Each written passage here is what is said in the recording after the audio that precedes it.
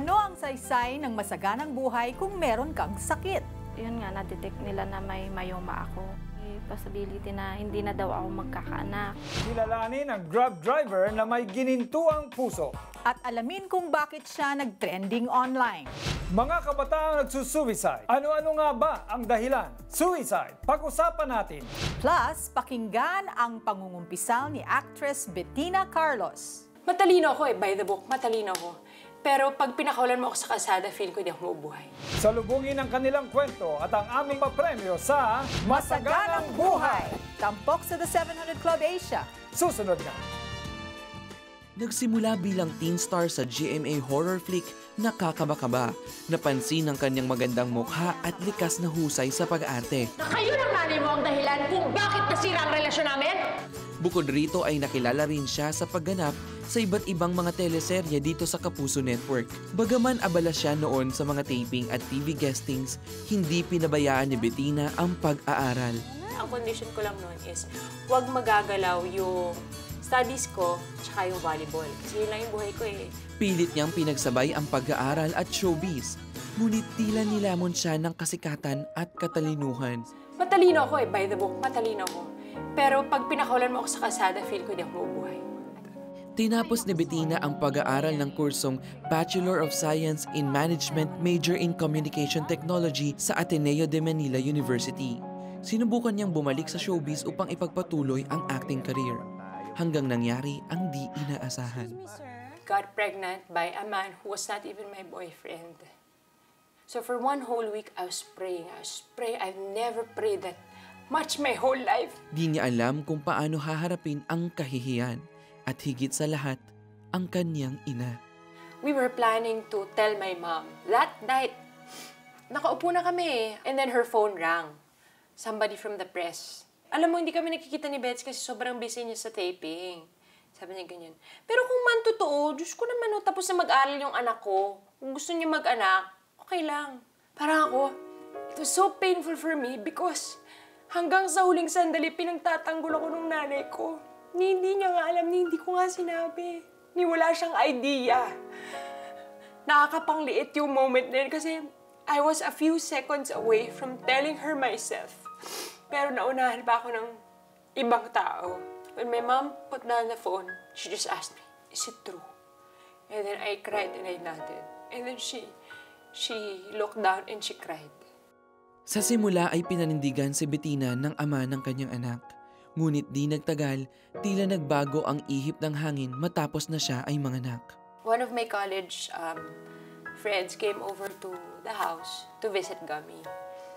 So she invited me to CCF. That time, I was still with the dad. Sabi ko, baka ito yung kulang natin. Kasi yun na lang din namin natatry, Diyos na lang. Baka kailangan natin si Lord. Tapos pagdating ko doon, parenting is a heart issue. So, sapul na sapul talaga ako na I went to the right place. We were looking for what's missing. I found it and he missed it. Baka this relationship is really not meant to work out. I decided to end the relationship with him. From day one, ang prayer ko is, Lord, help me forgive so that when the time comes, I have to introduce Gummy to her dad.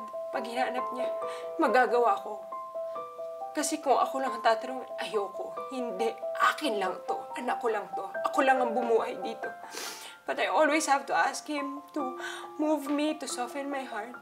Because I know that's the right thing to do. Sometimes it's really between what you want and what God wants you to do.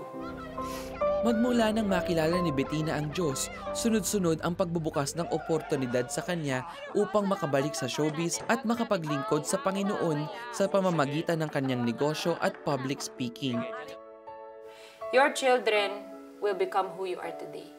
Kaya inaalagaan ko ang pagkatao ko, inaayos ko ang pagkatao ko dahil gusto kong bukas, paglaki ng anak ko, pag matanda na siya, mapapakawalan ko siya ng maayos. Ngayon, forever grateful si Bettina, di lamang sa mga natutunan niya sa buhay, kundi kay Jesus na hindi siya pinabayaan kailanman. Tingnan mo yan si Bettina, Alex, no? She's a single parent now, di ba? Pero makikita mo na buong-buo yung puso niya. You know, it's filled, 'di ba? Yung abundance na pinapromise ni Lord na nararanasan niya ngayon. Sometimes, if we will have a breakthrough in life, God needs to break us first. Kasi po, yung pride natin, yung kasalanan, yung self-sufficiency natin, yun nga, matalino ako, ganito, yung mga qualifications, yun ang naglalayo sa atin kay God. Kasi, ang tiwala mo, hindi lubos Mas nagtitiwala ka sa sarili mo. Pag malayo tayo sa Panginoon, ibig sabihin, there is a clash of wills. So pag nagkaroon ng clash between the Lord and us, wala ko tayong magagawa. We have to yield. So kung makikita natin ang ganong perspective, kapatid, kaya kailangan mo si Lord Yung nangyari sa'yo, that's not the worst. No? Maaring mas matindi pa ang mangyari sa'yo kung hindi ka lumapit kay Lord. Si Lord lamang ang nakakaalam ng plano sa iyong buhay. So tayo po yung manalangin. Amang banal, nakikita ko po na talagang mabigat itong aking kinakaharap. Mabigat ang pagsubok. At Panginoon, hindi ko na po ito kaya. Sobrang pagod na ang aking isip. Hindi ko maunawaan kung ano nangyayari. Pero alam ko, Panginoon, Ikaw po ang may dahilan nito. Ikaw po ang may purpose sa aking buhay. Kaya Panginoon, alam ko hindi pa po huli ang lahat. Kaya sa mga sandaling ito, Lord God, ipinapasya ko na susuko na po ako sa iyo. Mula ngayon, Panginoon, ay ikaw na po ang masunod sa aking buhay. Hindi na po ako, kundi ikaw, Panginoon. Lord, salamat po. Alam ko hindi niyo po ako bibiguin.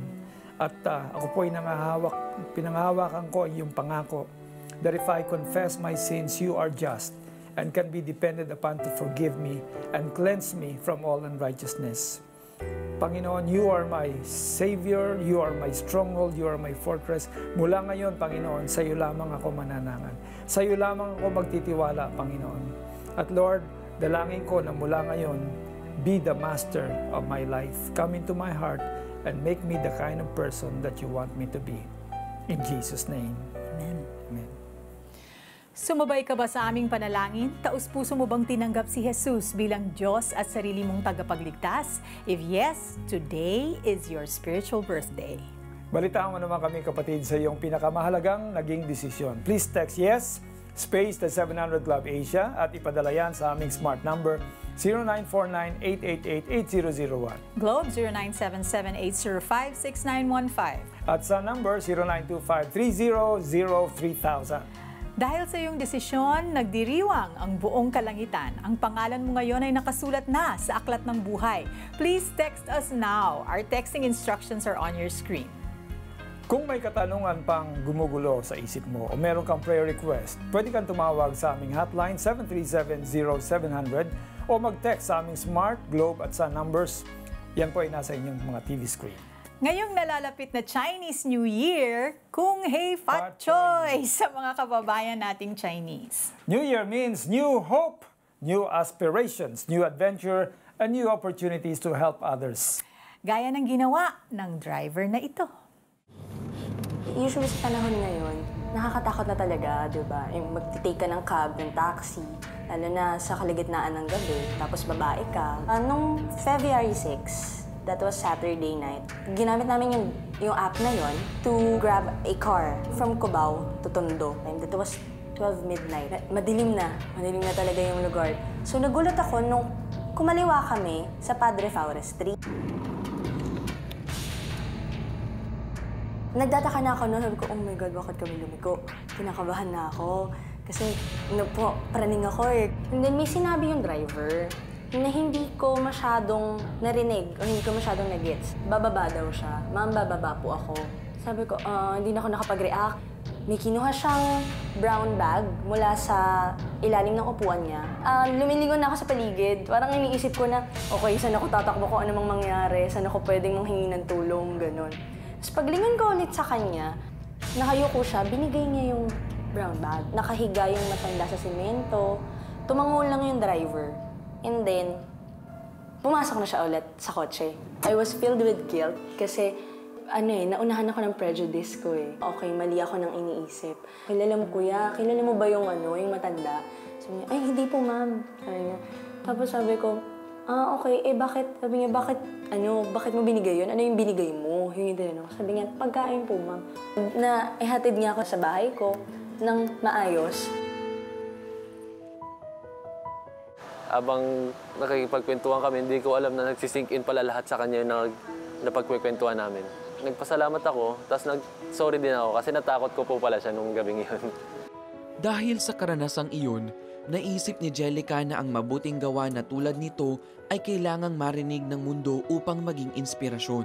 Sinulat niya ang kanyang kwento sa sariling Facebook account, ngunit di niya akalain na magiging viral ang social media post na iyon. Ang good driver na si Carlo Diaz ang may-ari ng kotseng minamaneho. Ginagamit niya ang kinikita upang makatulong sa pamilya, makapag-ipon at bahagi nga nito ay binibigay nilang tulong sa mga taong nakatira sa lansangan. At least meron akong makatulong ako kahit sa isang gabi lang na okay yung pagkain nila, tapos mapulan yung gutom nila. Ang girlfriend ni Carlo ang unang nakaisip ng ideyang ito at naging regular na nilang ginagawa upang makatulong sa kapwa. Hindi akalain ni Carlo na ang kanyang ginawa ay magsisilbing inspirasyon sa isang pasahero at sa maraming tao na nakabasa ng kanyang kwento sa social media. Dahil din sa viral post na ito ni Jellica ay kinilala ng LTFRB ang kabutihang loob ni Carlo. Pinarangalan din siya ng Grab Philippines dahil sa kabutihang loob na kanyang ipinakita. Sarap po sa pakiramdam. Yun lang pong makakuha ka ng ngiti nila. Makangiti po sila na habang nagpapasalamat. Nagpapasalamat si Carlo sa Diyos na naging simula siya upang maisip ng mga tao na kaya din nilang maging pagpapala sa mga nangangailangan. Sumabay ba kayo kanina sa pagdarasal at tinanggap si Jesus bilang inyong Diyos at tagapagligtas? Ibahagi nyo naman sa amin. Please text YES space The 700 Club Asia at ipadala yan sa aming smart number 0949-888-8001 at Globe 0977-805-6915 at Sun number 0925-300-3000. Ano ang saysay ng masaganang buhay kung meron kang sakit? Yun nga, na-detect nila na may myoma ako. May possibility na hindi na daw ako magkakaanak. Mga kabataang nagsusuicide, ano-ano nga ba ang dahilan? Suicide, pag-usapan natin. Salubungin ang kanilang kwento at ang aming papremyo sa Masaganang Buhay! Tampok sa The 700 Club Asia. Susunod na. It's Tuesday! Just choose A, B, o C para manalo ng aming papremyo. Ang tanong sa aming episode ngayon, sino ang babaeng ito na nagkaroon ng myoma? Is it A, Arlene? B, Amy? C, Alma? Kilalanin siya at abangan ang kanyang miracle story. Itawag mamaya ang inyong sagot sa aming hotline 7370700. Kopyahin o picturean nyo na ang number na naka-flash sa inyong TV screen. Again, that's 7370700. O mag-text ng Tuesday promo, space, letra ng inyong sagot at ipadala yan sa aming smart number 0949-888-8001. Globe 0977-805-6915. At sa number 0925-300-3000. Only the 8th caller at 8th texter na may tamang sagot ang mananalo ng aming papremyo. Kaya, sali na! Yung pinakamasakit sa lahat ng mga naging karelasyon niya, yung when I discovered about it, inamin niya kaagad yon. Pero ang sabi niya, oo kami, pero okay lang ba na antayin mong hiwalayan ko siya? Parang mamamatay ako. Hindi mo ma-describe yung sakit. Kumbaga sa lahat siguro ng pain na naranasan ko, yun yung pinakamatindi. Dahil sa relasyon ko sa Panginoon ngayon, ni-restore niya yung pamilya ko. Dati kasi ang gulo-gulo, hindi kami nakakapag-communicate. And I'm sure, kayo rin po magkakaroon ng ganung restoration from God. For more stories of restoration, please watch Restored, Love Unfailing on February 11 to 15, 12 midnight on GMA.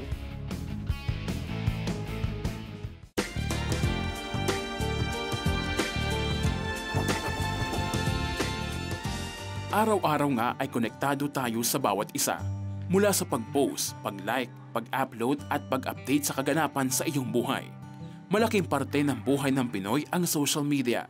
Sa pag-aaral ng UK-based consultancy firm na We Are Social, nangunguna pa rin ang mga Pilipino sa buong mundo sa may pinakamahabang oras na inilalaan sa paggamit ng social media na umaabot ng 4 na oras kada araw.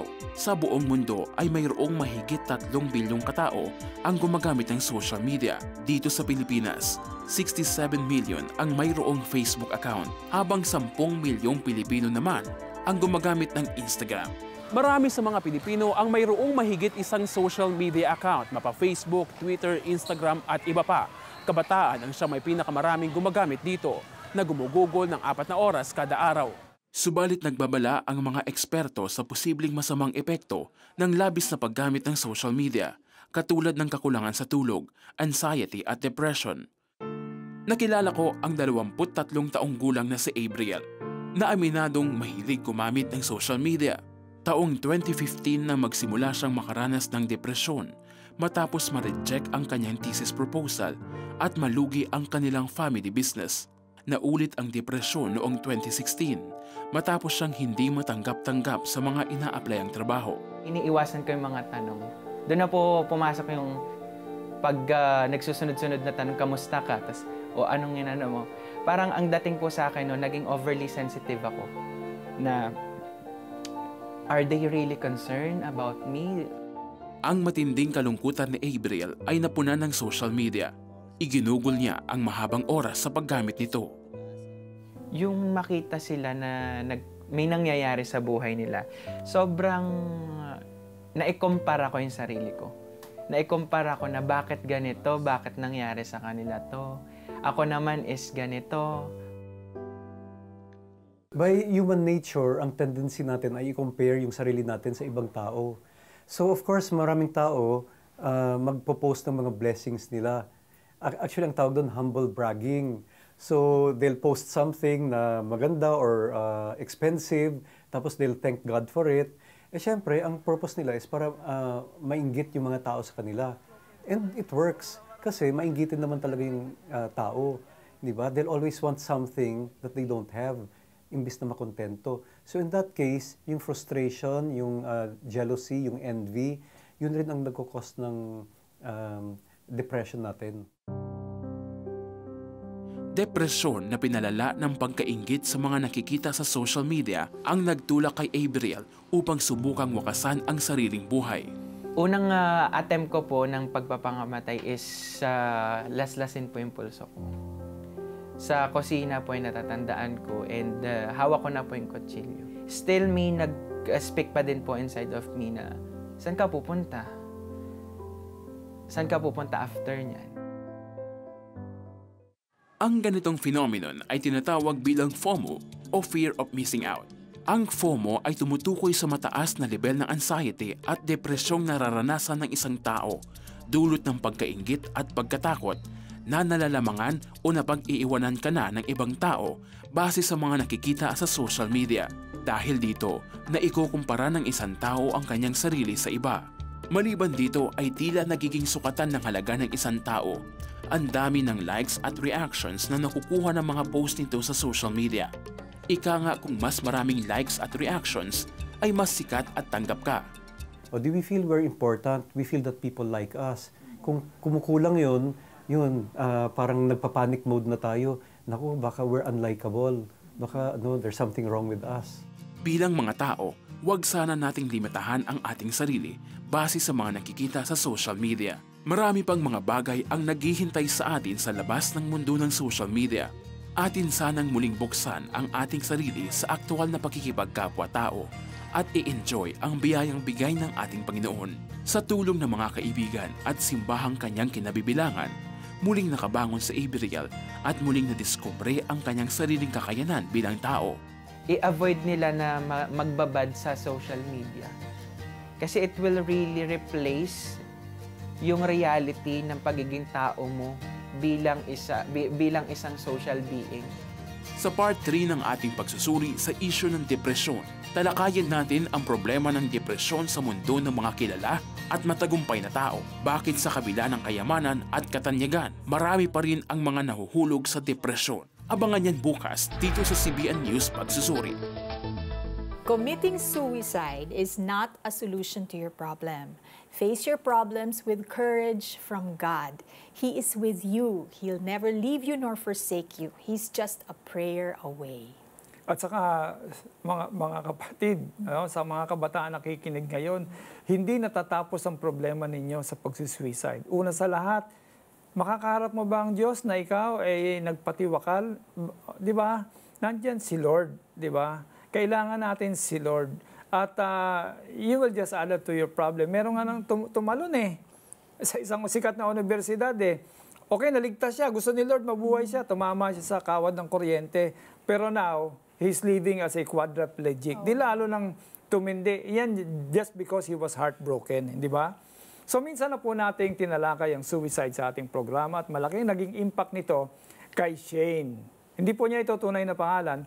At matapos niyang mapanood ang ating palabas, nag-post siya sa Facebook.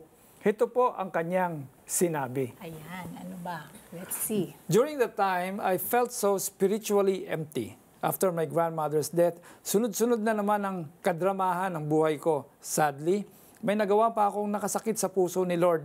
But then I tried to be spiritually nourished pa rin. I watched Christian TV shows such as the 700 Club Asia. One night, I got so interested in the 700 Club Asia's topic, suicide. Days earlier, I was struggling again with the thought of committing suicide. I was alone sa bahay and I was afraid and scared sa lahat ng nakikita ko sa bahay. Parang pinaalala ng kaaway ulit sa akin that suicide could be a choice to relieve those heavy feelings. But then I was trying na baka may makausap ako who would help me, but the enemy insisted. They may not understand you at baka makornihan pa sila. Nakakahiya. So I ended up walang nakausap at all at walang nahingahan. I tried to pray pero feeling ko wala akong lakas manalangin. Have you ever felt that? While watching the show, I was really crying. The life stories featured were all non-Christians when they thought and planned suicide, and yet God did an amazing rescue. The 700 Club Asia also invited a psychologist, and she stated some symptoms ng mga taong magkukumit ng suicide. Lalo tuloy talaga akong umiyak na parang bata dahil lahat ng symptoms na sa akin. I really cried to the Lord and nakaka-bless dahil He reached out to me. Halos iyak na lang ako ng iyak at walang nasabi. Still, He comforted me. Suicide will always be a bad choice. Ang nakakatuwa kay Lord, even if we put Him our last choice, He always puts us first on His list. Bakit ko nga ba sinishare to sa inyo? I am a student who went through the thought of killing myself because of some desperate situation. Thank you for sharing your testimony. Be sensitive, no? Na ang mga tao ngayon, nangangailangan sila ng hope at maaaring ikaw ang maging agent of hope sa mga sandaling yan. Sabi nga ni Shane sa post niya, minsan, kailangan lang ng kausap. Totoo yun. Kung wala man kayong kaibigang malalapitan at makakausap sa oras ng kalungkutan at kawalan ng pag-asa, narito ang aming mga trained prayer counselors. Handa po silang makinig at manalangin sa inyo 24/7. Wala pong holiday ang aming prayer center. Ang aming hotline ay 737-0700 at kung kayo ay nasa labas ng Metro Manila, libre ang tumawag sa aming toll-free number 1-800-1888-8700. O mag-text sa aming smart number 0949-888-8001. Globe 0977-805-6915. At sa number 0925-300-3000. Ano ang saysay ng masaganang buhay kung meron kang sakit? Yun nga, na-detect nila na may myoma ako. May possibility na hindi na daw ako magkakaanak. Masaganang buhay! Tampok sa The 700 Club Asia. Susunod na. Will Graham, grandson of well-loved evangelist Dr. Billy Graham, is continuing the legacy of his grandfather and father before him. There is purpose in life. So God sent His Son Jesus into this world. Will Graham presents the same message of Jesus Christ in Greater Pangasinan on the 9th and 10th of February 2019 at the Narciso Ramos Sports and Civic Center, Lingayen, Pangasinan. Be there and bring someone to Christ. from a despondent look. Masakit kasi wala kaming makain. Nakikita ko po yung dumi sa may baso. To big smiles. Hindi pa po ako nagkakasakit dyan sa may pusong yan. Nagtitinda kami, masaya kami. Kasi may tinda na siya. It's an evidence of the transformation and the hope they've experienced because of your generous giving. Help us reach more through your support. For your donation of 1,000 pesos, you will receive this uniquely designed monthly planner.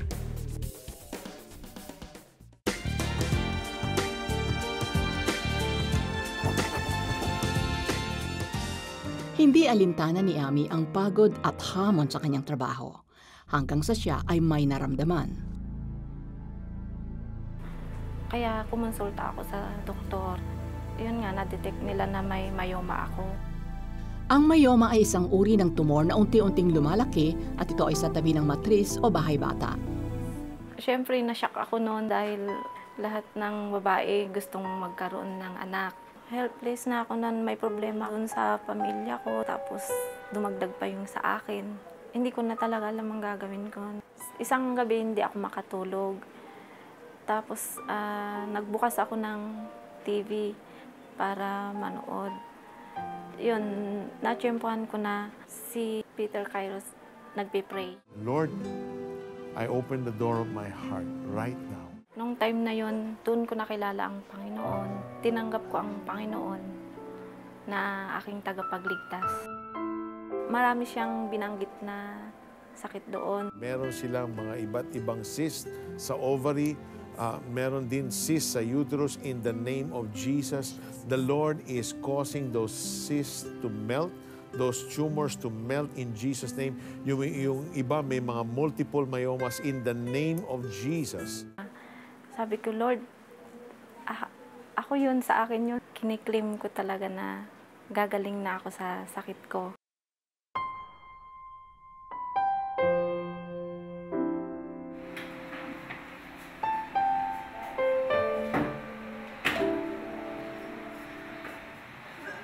Hindi ko yun ini-expect na ganun ang mangyayari sa akin. Nabuntis na agad ako. Dahil sa pagkamangha ni Ami, dali-dali niyang ikinonsulta ito sa doktor. Isang malaking pasasalamat sa Panginoon nang maging kabaligtaran ang sinabi sa kanila noon ng doktor. Nakapagsilang si Ami ng isang malusog na sanggol.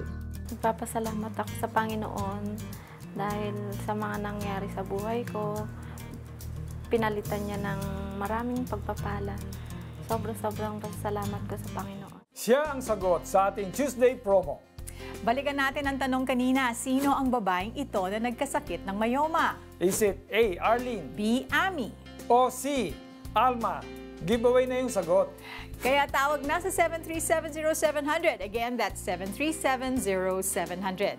O mag-text ng Tuesday promo, space, letra ng inyong sagot at ipadala yan sa aming smart number 0949-888-8001. Globe 0977-805-6915. At sa number 09253-003000. Only the 8th caller at 8th texter na may tamang sagot ang mananalo ng aming papremyo. Kaya sali na!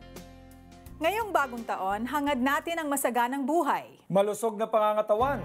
May kapayapaan. At may kasiyahang di matutumbasan. Lahat ng yan ay matatagpuan natin kay Jesus, ang Diyos ng kasaganahan.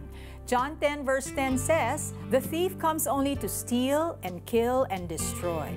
I came that they may have life and have it abundantly." Sa ating wika, heto ang sabi ni Jesus, kaya lamang pupunta rito ang magnanakaw ay upang magnakaw, pumatay at magwasak. Naparito ako upang ang mga tupay magkaroon ng buhay, isang buhay na ganap at kasiyasiya. At bago po kami magpaalam, nais naming pasalamatan ang Triboa Bay Living sa aming magandang studio set. At dito nagtatapos ang ating maikling kwentuhan. Stories of hope, faith, and love. Mga kwento ng pagbabago para sa pagbabago. Ako po si Felicie Pangilinan Buizon. At ako naman po si Pastor Alex Tigsay na nagsasabing si Kristo ang simula ng tunay na pagbabago.